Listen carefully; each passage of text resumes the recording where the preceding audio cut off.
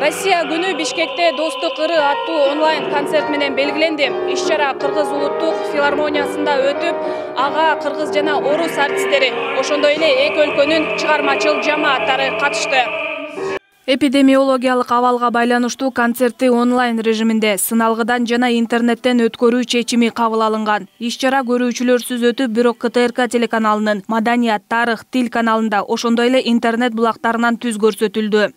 Азыркы учурда эми мына карантинге байланыштуу көп иш-чараларыбызды онлайн режимде өткөргөнгө туура келип атат. Бирок Орусиянын баягы ошол жердеги ардактуу артисттер катышкан биздин артисттер менен биргеликте онлайн концертти азыр мен ойлойм жакшы бир деңгээлде көрсөтүп беребиз. Бүгүн Кыргызстан көрүп атат. Бул материалды 1-2 күндө биз Орусия тарапка жөнөтөбүз, андан кийин Орусиянын телеканалдары 1-2 күндө көрсөтүшөт.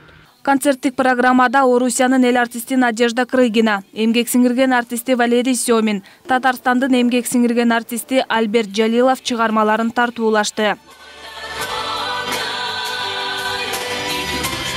Ал эми кыргыз тараптан Семетей, Шаттык, Акак ансамблдери сахнанын көркүн ачып, улуттук бийлерди жана күүлөрдү аткарышты. Бул концертке биз көп убакыт даярдык көрдүк десем болот. Бирок өкүнүчтүүсү ыр бийлерди көрүүчүлөргө тартуулай албайбыз. Залда эч ким жок болсо дагы биздин топ концерттик программаны мыкты деңгээлде өтүшүнө тилектеш. Кырдаалга байланыштуу көрүүчүлөрсүз өткөн бул концерт мыкты деңгээлде уюштурулганын Россия Федерациясынын Кыргызстандагы атайын жана ыйгарым укуктуу элчиси Николай Удовиченко баса белгилеп өттү. Мне довелось Мен буга чейин Москва шаарында өткөн Кыргызстан менен Россиянын Эри-Шаркак жылынын салтанаттуу ачылышына катышкам. Анда дагы кыргыз ансамбли жана артисттери жакшы программа тартуулашкан. Бүгүн да концерт жакшы маанайда өтүп жатат.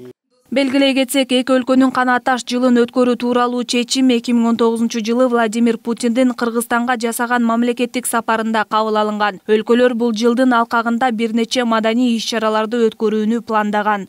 Алина Бактыбекова, Эмил Талайбек уулу, Пирамида.